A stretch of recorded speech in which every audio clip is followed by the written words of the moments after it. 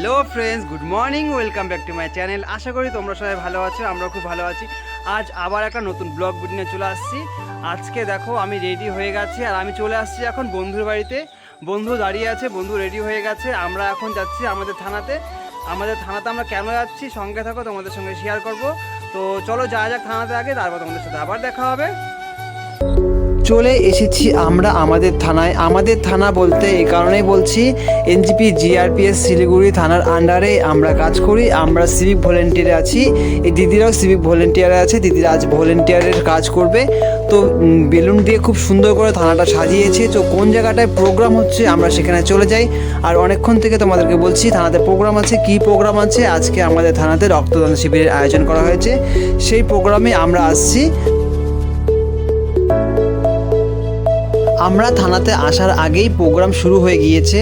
প্রথমে কনস্টেবল দাদারা, অন্যান্য অফিসাররা এবং সিভিক বন্ধুরা রক্তদান করা শুরু করে দিয়েছে।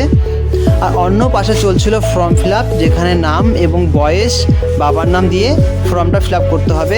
স্বেচ্ছায় রক্তদান শিবির আয়োজন করেছে এনজিপি জিআরপিএস। বন্ধুরা রক্তদান করছিল, এরপর আমার পালা। আমি কখনো রক্ত দিইনি, জীবনের প্রথমবার এবার আমি রক্তদান করছি। প্রথমে অনেক ভয় লাগছিল এবং নার্ভাস লাগছিল। তারপর যখন সুচটা ফুটিয়ে দিল, তারপর আর ভয় লাগছিল না। ধীরে ধীরে বন্ধুদেরকে দেখছিলাম, ফটো তুলছিলাম এবং সেলফি নিচ্ছিলাম, তখন খুব মজাই লাগছিল। আমি অনেক আগে থেকে ভাবছিলাম রক্তদান করব, কিন্তু আমি সাহস পাচ্ছিলাম না। মনে মনে একটু ভয় লাগছিল রক্তদান কীভাবে করবো। কিন্তু যাই হোক, রক্ত দেওয়ার পর খুব ভালো লাগছে। এখন আমরা টিফিন করে নিচ্ছি, তারপর আমরা সার্টিফিকেট নিব। সার্টিফিকেট নিয়ে আবার বাড়ির দিকে রওনা দিব।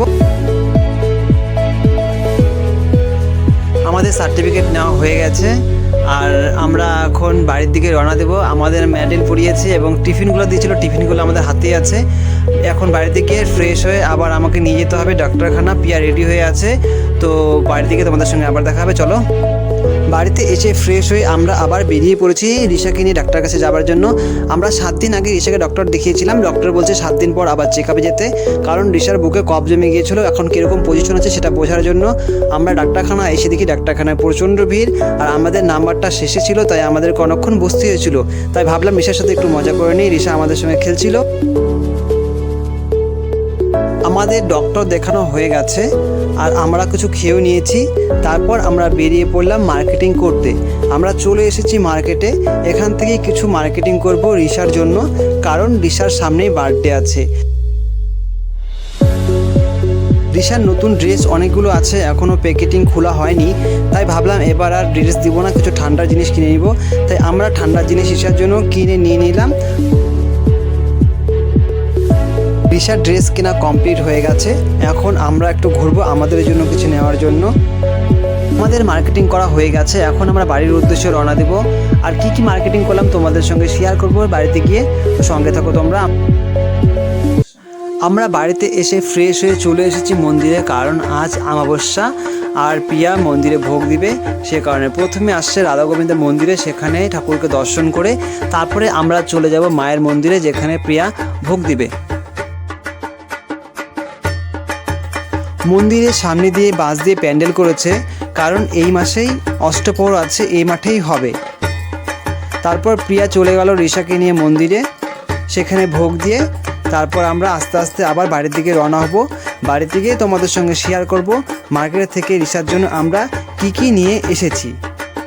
আমাদের ছোট্ট রিশা মন্দিরে গিয়ে প্রচণ্ড খুশি। সে আর বাড়িতে আসতে চাইছে না, মন্দিরেই থাকতে চাইছিল। চলে এসেছি আমরা বাড়িতে। আর এটাই রিশার ড্রেস। রিশার ড্রেস কেমন হয়েছে তোমরা অবশ্যই কমেন্ট করে জানাবে। আর ভিডিওটা কেমন লাগলো সেটাও জানাবে। আজকের জন্য টাটা, পরের ভিডিওতে তোমাদের সঙ্গে আবার দেখা হবে। সবাই ভালো থাকবে, সুস্থ থাকবে।